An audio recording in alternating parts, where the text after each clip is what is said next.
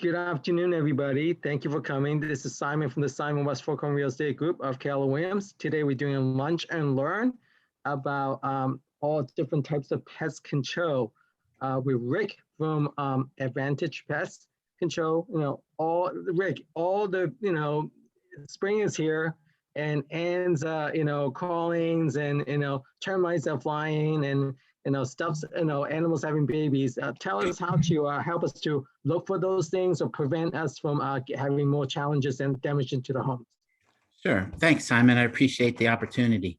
My name is Rick from Advantage Pest Control. I've been in the pest control business for more than 30 years, running Advantage Pest Control out of West Orange. My team and I are available all over the area here, mostly residential work. We are looking to help people with their pest problems. As Simon said, spring is a huge time for us because ants are coming out of the walls, termites are waking up and they're starting to swarm. Most mammals are having babies at this time of year. So right now I have guys in the area getting raccoon babies out of an attic, getting ants taken care of, termite work done, and then our regular routine maintenance type stuff. Things as far as prevention, we don't want you to do that, but if you feel like doing prevention, it's the basic maintenance of home care is what you're talking about. Keeping the gutters clean. No water in the gutters means there's no place for things to start breeding. Mosquitoes breed in there all the time, even the smallest bit of water. So making sure they're clean and clear is huge. The water backs up into the gutter and rat rots the wood. That lets the ants get started up in there. So keeping the gutters clean is a huge one. Keeping the trees and leaves and things out of the gutters, keeping them trees cut back is also important. Same thing, things climb up onto the tree and then get onto the house very easily. Mice, squirrels, spiders, ants do it all the time. We see it all the time. So it's not necessarily stuff you see, like you left your door open and so something came in. It's very rarely does that happen. We see it more often with other things where there's rotten wood for some reason or another. And, the pest takes advantage of the conditions that are available to it. And they breed up to and past the point where they're, actually where they can start doing damage or cause some harm to someone. And that's what we do. Right, on the termites, I recently actually, I learned that the termites actually some of them can fly. So exactly. They say wings, and like sometimes people think, that's maybe a flying ants. How do you tell the difference between like a flying ants versus a flying termites? And sure. Like, is there something that you can do to look for those signs? Because termites, that's a big issue. Termites specifically around here are called subterranean termites because the nest needs to be in contact with the soil. That's where they're coming from. They're coming from the ground. And to have a termite problem, that means the nest is sending out worker termites, which are kind of pale colored, no wings, very small, maybe an eighth of an inch, quarter of an inch big, like that. They are traveling underground, finding your foundation, and then getting up into the wood. And at this particular time of year, the colony that's successful makes what's called reproductive termites. They are the same body size and shape, however, they are brown with wings. And at a signal from the colony, they leave the nest all at once in a mating swarm. And their only purpose is to leave and then break off their wings, and they chase each other around, mate, and that mated pair can get back under the ground and start a new colony of termites somewhere else. What people see in their homes is a pile of dead bugs and a pile of wings. And because they shed their wings as they're doing that. And they're like, what happened here? Why is this like this? And they don't actually see them alive all that often because the swarming doesn't happen continuously. It only happens sporadically throughout the spring. And that is your key indicator of having a termite problem. We need to go in there and find out where that's coming from and give you some options on the best way of getting it treated and stopping any potential damage from happening. And then, so by the time you see those mud tunnels that's in your basement or your beams, is that meaning they already cut into your house, and like then you have to really treat it? Like, what do you do at that point? When you see the mud tunneling, that means the termites have found their way from the ground into the foundation and then up into the wood where you're seeing that tunneling. And then the treatment has to happen along that foundation wall at the least. And the damage happens slowly, very, very slowly over a long period of time, and is always made worse when the wood is damp or getting water damage or something like that, because that's usually the limiting factor on the damage, is how much moisture is available to them. Okay, and then so how often do you have someone come in to check your house for, like, to inspect for termite or to have it treated? Once you've had a problem and we treat the house, we usually do an annual re-inspection just to make sure things are okay and where they're supposed to be. If you've never had a problem with them, then once every 2 years or something is probably fine. We'll catch it early enough that it won't be that much of an issue as far as the damage goes. Okay, and then sometimes you see houses, or or on the step, you see them like drill some holes into it. Yep. Right. How long do those last? Like, do those last for like 5 years, 10 years? And so people know that sometimes people think, oh, you know what, they did it once before, I don't have to worry about it. So yeah. The length of time that the treatment lasts really depends on the details of the treatment. What chemical was used? How much was used? Has there been additions or alterations to that chemical since the time of application? For instance, you do a treatment and the homeowner puts an addition on, well, you've changed the soil. Once you've changed the soil near the foundation, the treatment's not there anymore, and you simply are open to having another problem. So that's why we keep going back and checking things out to make sure it's okay. Okay. And then let's talk about carpenter bees and carpenter ants. I mean, if you have like wood shingle siding or cedar siding, sometimes people don't know that they have to treat the house, every so often to put a chemical on it. And then one is they go through the house. What can they do? Sure. So termites are actually able to eat and digest the wood. That's somewhat unique when you're talking about wood destroying insects, because carpenter ants can do a ton of damage to wood, but they don't actually eat it.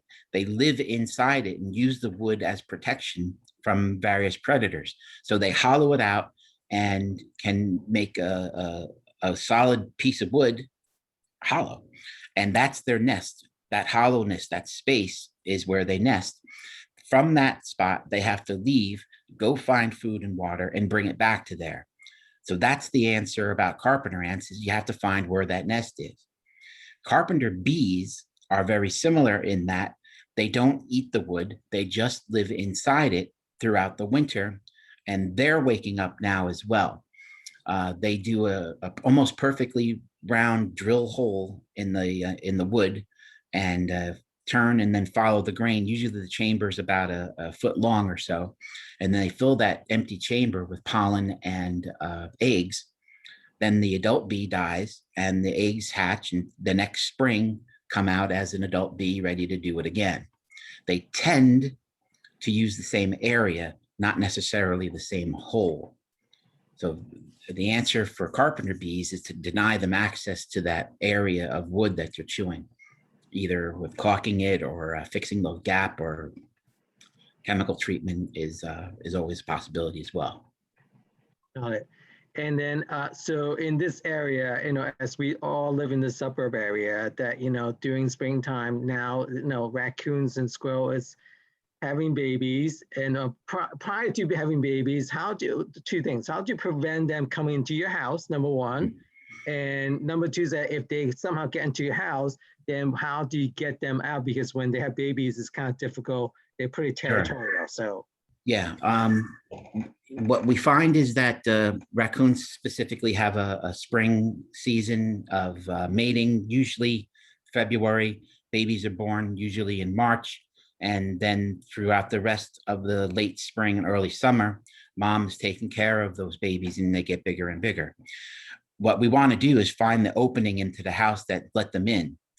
We try and separate mom from her babies with a trap or somehow, usually just trapping it. Then we go in, get the babies, remove everybody from the attic or wherever they are. And then what we find is useful is putting them together on the roof of the house, fixing the hole. If they can't get back in again, mom's still alive, the babies are still alive. She can take them to some other spot and continue raising them out of the house.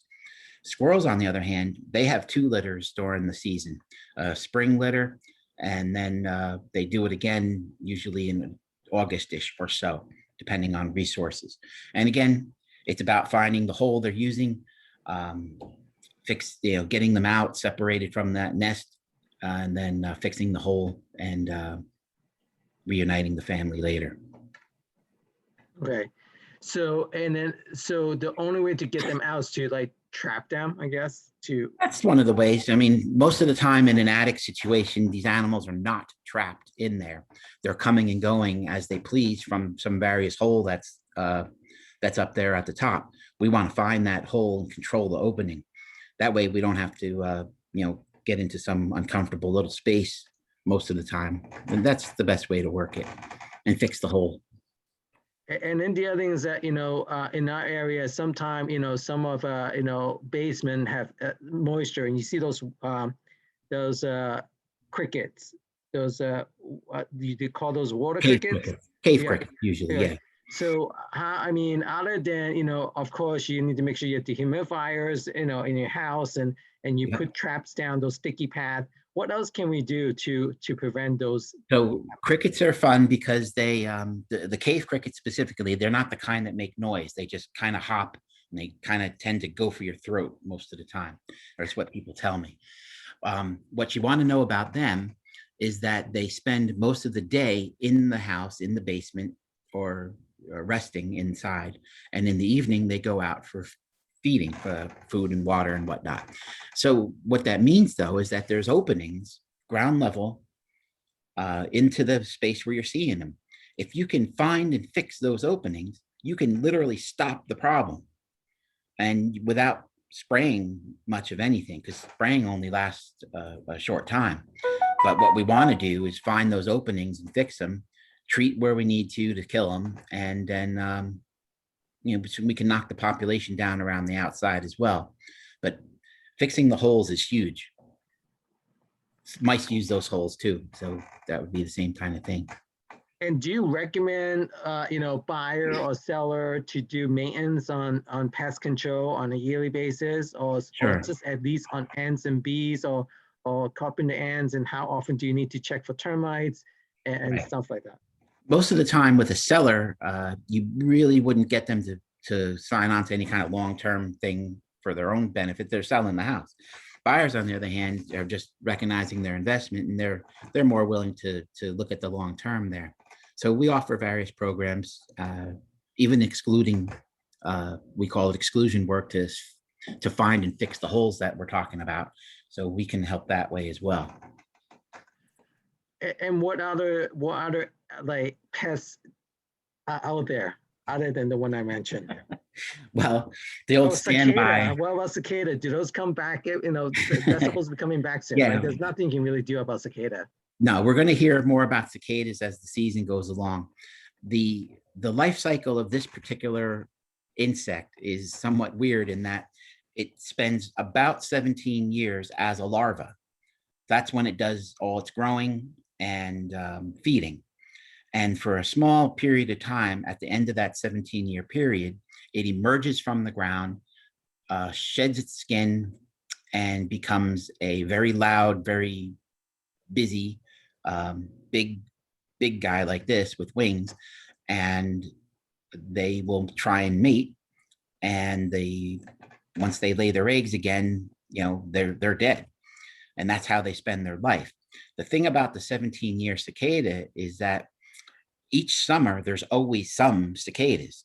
Some broods are much bigger in number than other broods, and that changes based on how development happens.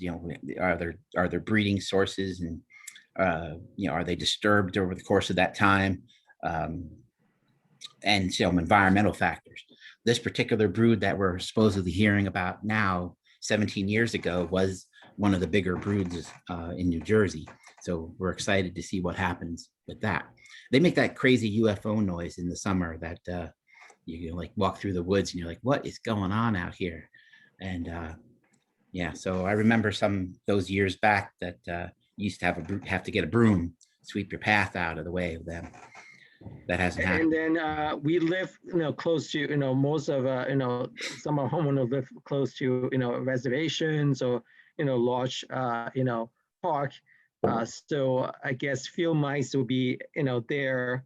And what are the prevention that you can do on those? Yeah, mice are kind of the same way as the crickets, because they're using ground level openings most of the time to get into houses and bother people. So again, if you can find and fix those openings, that's the best way to do it. Kill the ones that are inside. Any other animals that we need to be aware of? Let's see. Oh, as the season goes along, we'll start getting calls for wasps and bees, the pollinators. And part of the first conversation we have with people talking about that is, these are pollinators, and we don't necessarily have to kill them if the nest isn't in a dangerous spot for anyone. And, we can let them do their thing. Most of those kinds of hives do not repopulate the following season. They're a one-off. And if the hive isn't bothering you, then you certainly don't have to worry about it. Unless it's in a dangerous spot, then that's different. And yellow jackets bother everybody, so nobody minds killing them. Well, especially when, if a family member is have allergic reaction to having bee sting, so absolutely. Rick, thank you so much. Anyone has any other question for Rick? No. So Rick, can you put in your information? Rick is from Advantage Pest Control. He is located locally in West Orange, and he can come out and make service call and anytime you need him to. So if you can text your information on there, that would be really helpful. All right, I'll just put it on the chat. Yeah, yes. Oh, sure. I think I think we have a question for you. Go ahead. Yeah, hi Rick.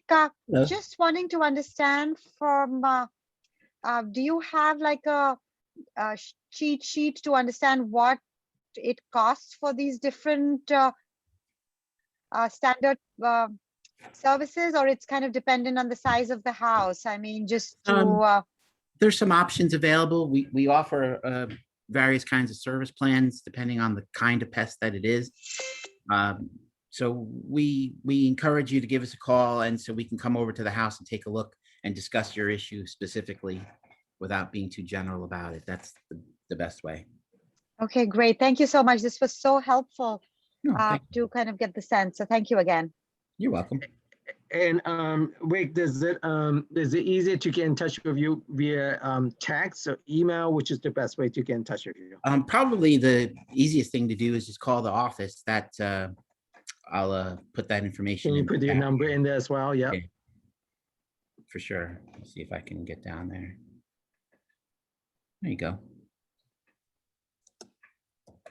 And that's more or less it.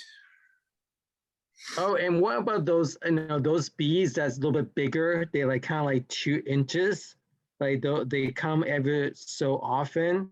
Is that in like? Yeah, you're going to see them because they're called cicada killers. They have to be big enough to hunt down and grab the cicadas. So they're not going to bother anybody in particular, but they're going to have a field day this year when that bunch comes out. So the cicada is definitely coming out this year. They come out every year. Every year. Some years are worse than others as far as the actual numbers go. It's just every 7, like it's just that they're on a cycle, I guess, right? Exactly. Okay. Let's see. We just need your phone number, the There we go. best way to reach your office.